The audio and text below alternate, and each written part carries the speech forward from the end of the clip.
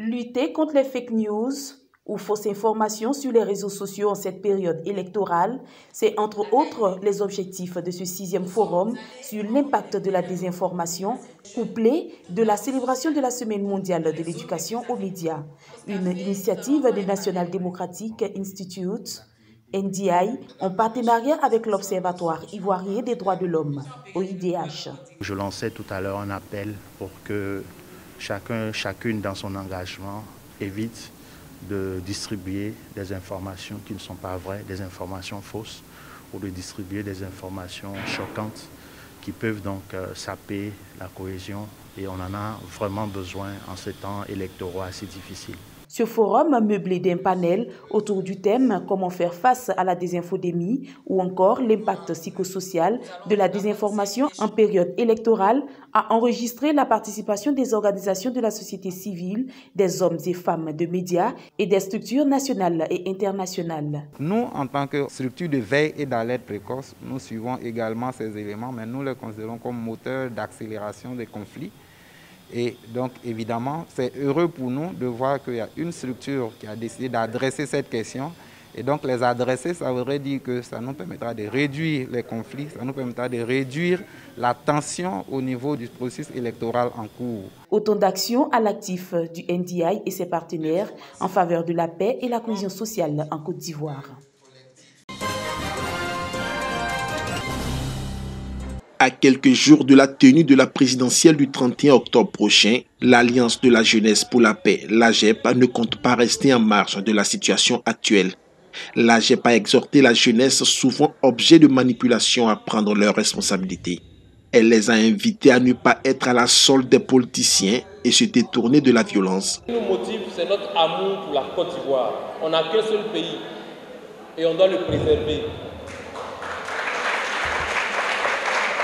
Nous demandons, nous, jeunesse de Côte d'Ivoire, que les politiciens s'entendent, qu'ils discutent entre eux.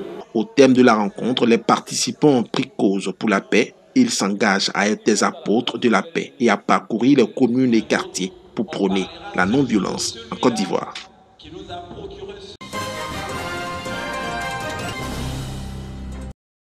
La cour du Centre national d'oncologie médicale et de radiothérapie Alassane Ouattara de Cocody, transformée en un centre de gymnastique. Une séance de fitness avec les malades du cancer et leurs parents. Ce qui marque la reprise officielle des activités sportives dans ce centre de référence. Une activité qui a réuni une centaine de patients de l'hôpital, mais aussi des personnes extérieures et des parents du malade. Une activité bien appréciée par les participants. C'est important parce qu'on arrive à éliminer des toxines du corps. J'ai eu un cancer du sein, j'ai fait l'opération. Maintenant, je dois faire la chimio, la radiothérapie. Donc chaque fois, il faut que je vienne faire le sport pour me retrouver. Parce qu'après la chimio, tu es fatigué. Donc il faut faire le sport.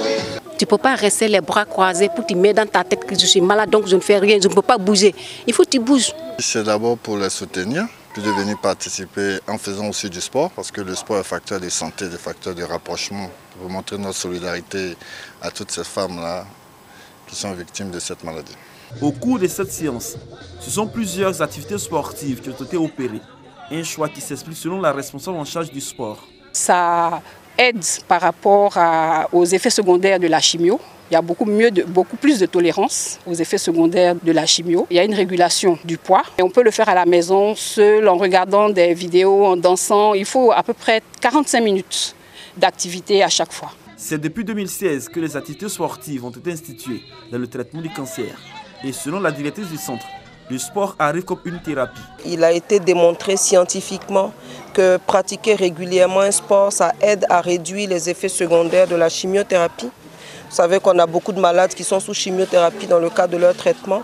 Ça les aide à mieux supporter le traitement. Et de pratiquer régulièrement un sport, ça permet également, quand le traitement est fini, de réduire le risque de récidive. Et c'est pour ça que nous pratiquons le sport régulièrement ici. 2 fois par mois des activités de fitness et 2 fois par mois des activités de natation. Mais avec la crise de la pandémie à Covid-19, l'activité de natation a été arrêtée parce qu'on ne peut plus respecter les mesures barrières. Dans le cadre des activités d'Octobre Rose, en plus de cette activité sportive, le Centre national d'oncologie médicale et de radiothérapie Alassane Ouattara organise ce mercredi 28 octobre 2020 des journées portes ouvertes.